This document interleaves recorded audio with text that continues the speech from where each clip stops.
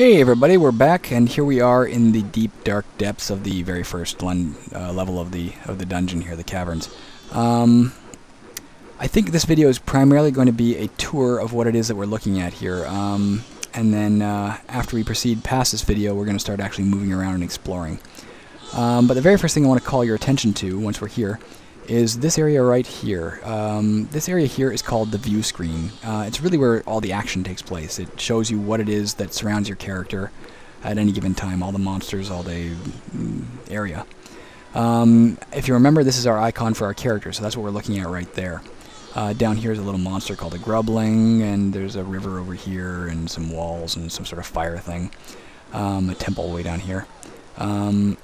But I want to call your attention right off the bat to the fact that, again, this is completely a random circumstance. You don't know what you're going to end up with when you start a new game, or at any point during the game. So I had no idea there'd be a river here, or that a river would exist at all.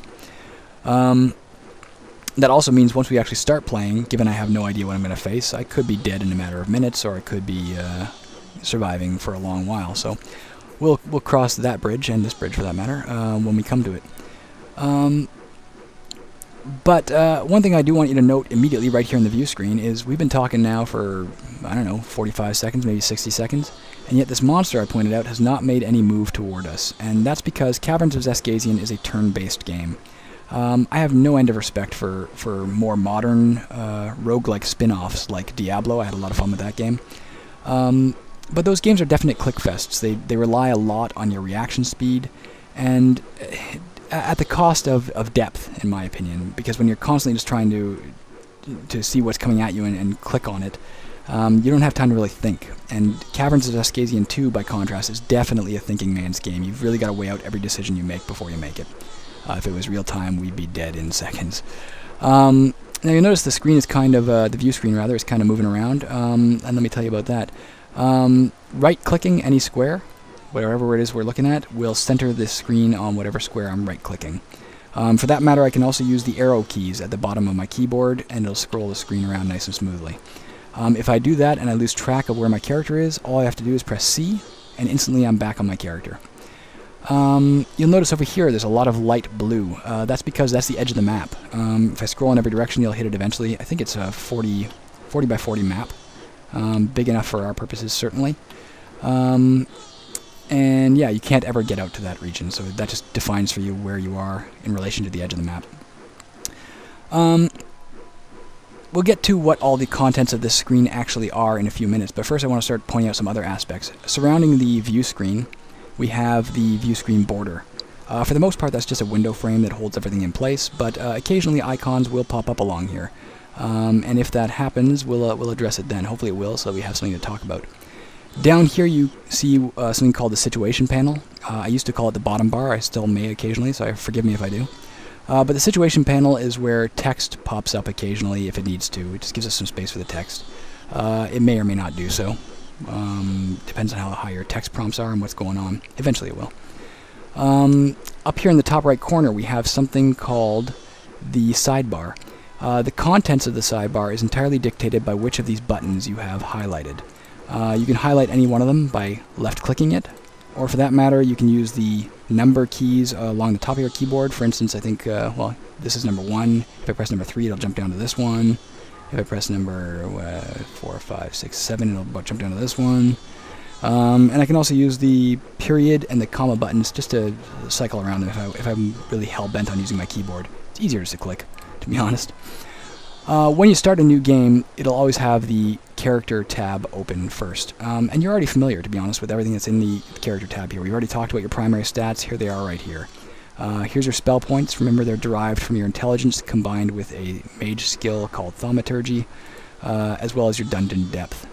Down below that, you'll see gold. Remember, how much gold you can carry is based on your strength. He has 20 strength. He can carry 20 gold. He's currently carrying 0. He can carry any amount of gems, but he ain't carrying any right now. He has 0 experience points, but if he can collect 300, he'll move up to the next character level. Every character starts off at character level 1. That's just a numeric description of how powerful you are. And dungeon level 1 is the level of the dungeon he's on. He has to get down to dungeon level 30 to confront and kill Xaskazien. But truth be told, if he went down there right now, if he could somehow magically teleport there, which he can't, he'd get killed pretty quick, because the deeper you go, the tougher the game gets, and he's a 90-pound weakling right now. You also see something called attribute points, but those won't come into play for a long while, so we're not going to worry about those right now. Now the first thing I usually do when I start a new game is I head over to the inventory tab. And the reason for that is simple. The inventory tab contains all the items that you're carrying. Now any new character is only going to have one item, and that is a weapon. The weapon is randomly chosen for most characters, unless you are a special character like a swordsman or a spearman. They might have a weapon appropriate to their specialty, but otherwise it's going to be something random. And it's important to know what weapon you have, because it's going to affect how you're going to fare in combat. Weapons are not any better than each other, but some of them are easier to hit with, some of them are harder to hit with, some do more damage, etc., etc. The pitchfork is probably the easiest. It is the easiest starting weapon you can have, so it's got a nice long reach, but it doesn't do a lot of damage. But let's talk about that while we're looking at it. If you look down here below the sidebar, actually I might as well call this out too. Below the sidebar you'll see something called info panel number 1. Info panel number 1 contains details of anything you point at. So if I point at any square over here, you'll see the details of it pop up right here. But it's not limited to what square I'm pointing at. It's also anything. If I point at any button, here's what that button does. If I point at any of your stats, again, here's what the stat does. And yes, if I point at any item, like the pitchfork, here's what the pitchfork does. So it's going to pop up right there. While we're on the subject, the only exception to that rule about pointing at something and getting information about it is other characters besides yourself, monsters and friendly characters. If you point at them, their information pops up down here in info panel number 2. Let's get back to our pitchfork. The first thing you can see is it is a weapon. It tells you that next to the type, and it also says it's a light polearm. Now you remember in the first video I mentioned there are 3 overarching classes of weapons: light, medium, and heavy. Same goes for armor. Which weapons you can use is partially dictated by your strength, we'll get back to that in a second, but it's also dictated by your warrior skill weapon use. Every character starts with at least basic weapon use and at least basic armor use, which lets them use light weapons and light armor respectively. So as far as the type of weapon goes, he can use it no problem. You'll see below that strength required is 10. Our character's got strength 20. He can still use it no problem. If we go down below that a few notches, you'll see size, small 1. What that means is it takes up 1 inventory slot. As you'll see, he only actually has 5 inventory slots to start with. Some characters might start with more, but most only start with 5. That being said, you can gain more inventory slots as the game progresses. You can get a maximum of 25, which would be way down to here. But not every item takes up only 1 inventory slot. This one is small, that's why it takes up 1 inventory slot, but the largest items I think take up 5, which would totally fill his inventory if he found something huge like that and wanted to carry it. You'll see below size the condition. In this particular case, what it says is condition 100% perfect. That's because every weapon you start with is always going to start in perfect condition. If you're a smith-classed character, it'll actually start at 150% condition, which is because you made that weapon yourself and you're particularly awesome at making stuff. The other two... no, let's actually finish off with condition. Condition itself is going to wear down on any weapon as the game progresses. It only wears down during combat. If you get into fights, the condition is going to start to drop. If you actually hit your opponent, it drops even more. When it eventually reaches 0, the weapon is useless. Now, en route to 0, it doesn't matter. If it's at 50% condition, if it's at 1% condition, it still functions exactly the same as it did at 100% condition. But if it gets down to 0, you just can't use it anymore. You can still carry it in case you find a way to repair it later, but it's not going to do you any good. The other two things we'll see here are hit mod and damage. Now, you'll remember I mentioned that your dexterity provides your baseline for how easy it is to hit a character. He has a base 30% chance to hit any average monster, and that is reflected in his base attack up here. The reason his base attack is not 30% but 36% is because the pitchfork provides a hit mod of +6. So you add your +6 to your dexterity of 30, we get 36. You'll also see there's a base attack number 2 and a base damage number 2. Those only come into play if you're playing a character with the dual wielding skill, which allows you to use 2 weapons at once. Our character is nowhere near clever enough or skilled and combat savvy enough to wield 2 weapons at once. He's stuck with 1. So those probably aren't going to come into play during our game at all. The other thing you'll see below that is damage, and that is also reflected right here. The pitchfork does 1 to 3 damage, which means when you hit, it's going to take off a random number between 1 and 3 from the monster's health. And when that monster's health reaches 0, just like when your health reaches 0, then the monster's dead. So you'll see that right here, base damage 1 to 3, because the pitchfork does damage 1 to 3. You'll also see a bracketed number here, though, +6% 1 to 2. That's your bonus strength damage we talked about earlier. His strength is only a measly 20, which means every time he hits, there's an extra 6% chance that he does an additional 1 to 2 damage. So he's theoretically capable of doing 1 to 5 damage if he's really lucky. But most of the time, he's going to do 1 to 3 when he hits. That's all you need to know about the pitchfork for now, I think. Let's go down to the tab below that. These are your spell tabs. Now, just like I mentioned, weapons come in light, medium, and heavy. Armor comes in light, medium, and heavy. Spells come in low power, mid power, and high power. Every character starts the game knowing only 3 spells, and they're always the exact same 3 spells. They're 3 very crucial spells to your survival. That's why you start with them. Cure Poison, Light Healing, and Flaming Darts. These are low power spells. Now, I also mentioned another starting skill every character starts with is basic spell use. Basic spell use allows you to use low power spells. If you had advanced spell use, you'd also be allowed to use mid power spells, and if you had expert spell use, you'd be allowed to use high power spells. Even if you had those, mind you, you don't know any of these spells yet. You actually have to find spell books and learn those spells, or buy them, and that sort of thing. For now, though, he has these 3 spells, and just like everything else, if I point at them, you'll get information about them in info panel number 1. Cure Poison, if he actually cast it, if my character was poisoned, he instantly would no longer be poisoned. Pretty useful spell. Light Healing, you'll see it restores 3 to 6 health, so his health is currently fine. He's got 30 health out of a maximum of 30 health.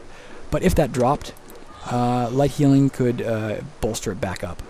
Flaming Darts, on the other hand, does the opposite. It sends flaming darts out of your hand at whatever monster you're fighting and possibly does 3 to 6 damage to that monster. So it's a way to injure monsters or kill them without having to resort to combat. I'm noticing my computer's about to slow down here, so I'm going to pause the video here, and we'll come back in just a second and resume where we left off. See you momentarily. Sorry about that. We're back. I'm not sure if it's a function of the video recording software I'm using, or if it's because my hard drive is actually getting quite filled up, but it seems to slow down every once in a while I'm doing this. At any rate, where were we? We were talking about the different spells here. Something else to call your attention to about each spell. First of all, you'll see intelligence required listed under each spell. Just like for the polearm, the pitchfork rather, which had a strength required of 10 to use it, your spells have an intelligence required. In this case, 20 intelligence required to cast Light Healing, and 30 to use Cure Poison, 20 to use Flaming Darts. He has, though, 40 intelligence, so all of these spells are completely within this particular character's grasp of understanding. Above that, rather, you'll see a spell point cost. To be honest, your spell point cost and your intelligence required are usually pretty equal. I'm not sure if I've ever made a spell that's not equal, but in case they ever are unequal, they're both differentiated right there. Your spell point cost is how many spell points are spent when you cast the spell. Now, if we go back out here, we'll see we have 40 spell points. So we can cast any one of these, but if we cast the Cure Poison spell, we'll only have 10 spell points less, which is less than we need to cast any spell we know. So to be honest, if we cast the Cure Poison spell, we're done casting spells for a while. Light Healing and Flaming Darts, on the other hand, only require 20 spell points, and that would let us basically do it twice before we were out of spell points. You can see that both down in here in the info panel, how much spell points is required next to the spell point cost, but you also see it right here in the bracketed section, just so you can more easily see when you're about to cast a spell. For the record, your spell points will replenish all the way back up to their full amount, whatever that may be, as soon as you go to a new map. So if he goes down to dungeon level 2, or for that matter, if he just goes to a new area that is also on dungeon level 1, by a new area I mean somewhere that's not in this 40 by 40 grid. If he found a tunnel, say, to some other place, or went through a magic vortex that teleported him some other place, his spell points will come all the way back to 40 for now. Yeah. What else do we need to know? Let's keep going down the buttons here. I sort of lost my groove when I paused there. Sorry. These buttons here, as you've probably already seen, I've clicked on them a few times, are your various skills that are in the game. This is your general skill tab, your mage skill tab, your rogue skill tab, and your warrior skill tab.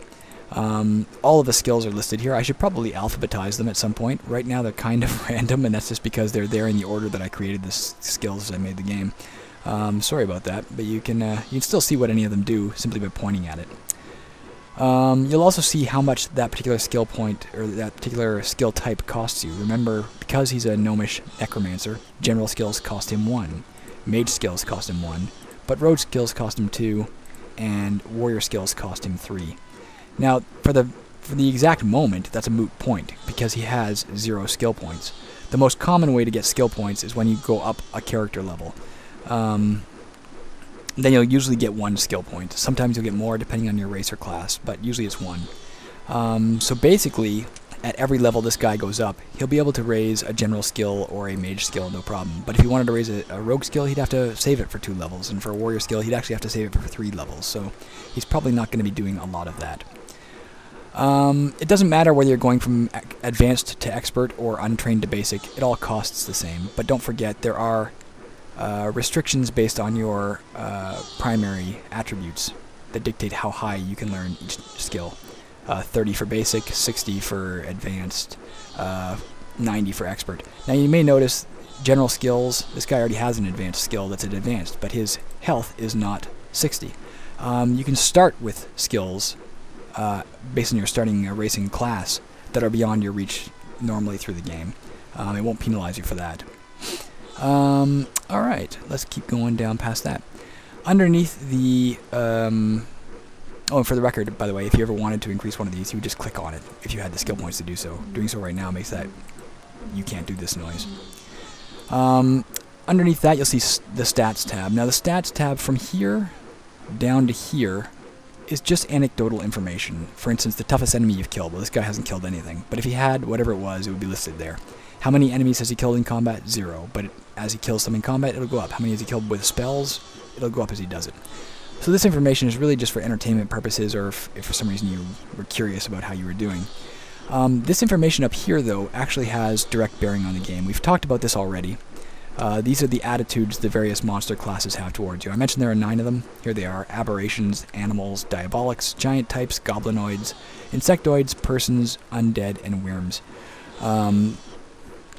As you'll see, also, most of them have an indifferent attitude towards you, which means they don't get any bonuses. But as you kill them, remember, especially as you kill special types, those will shift towards hatred. And at the hatred level, as I confirm right now, it says down here in the animal attitude, they gain plus 20 attack because they have hatred. So I gotta fix that in the character creation menu. While we're on that subject, there was also a skill. What skill was that? There was a skill we said was wrong. Ah, screw it. I don't recall what it was. There was a typo in the character creation menu, though. I remember that. Alright, below the stats tab, we have the final tab there is, and that's the options. Let's quickly walk through those. Quit and save. As I said, you can only have 1 save game at a time, but clicking on here or pressing Q will save your game in its current state and dump you back out to the main menu. Remember, if you die, your save game gets erased, and you can't really reload. Like, you can't save here and then keep walking. Anytime you try to save, it'll dump you back out to the main menu to prevent casual save scumming. Below that is our music and SFX volume. We can turn those up with the mouse. Left-clicking raises it. And then I'm all drowned out. Right-clicking lowers it down. Same thing goes for sound effects.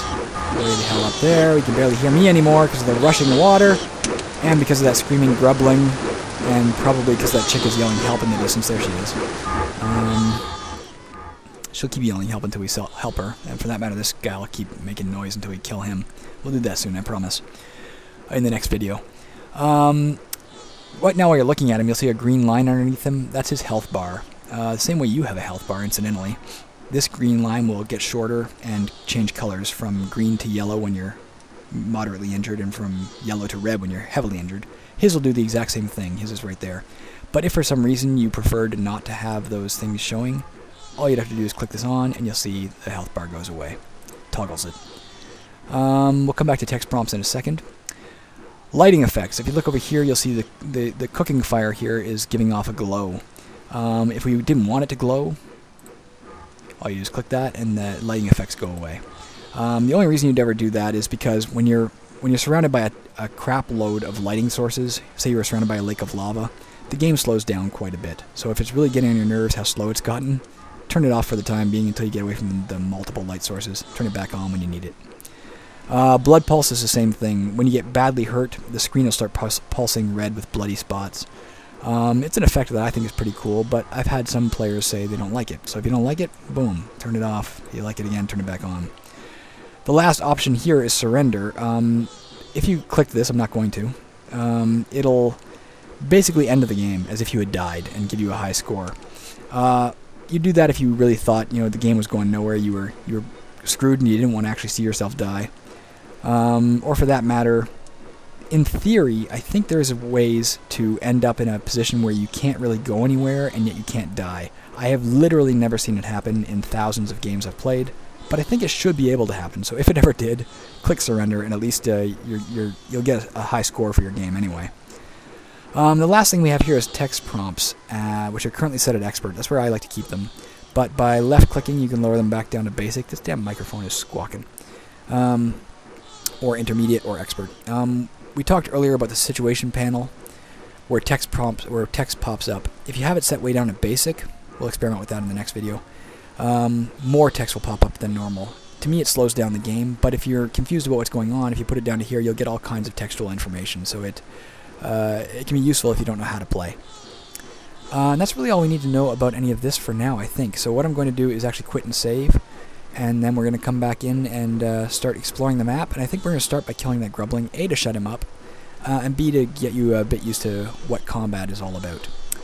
So I will see you again momentarily. Here, I'll use the options menu to do it. See ya.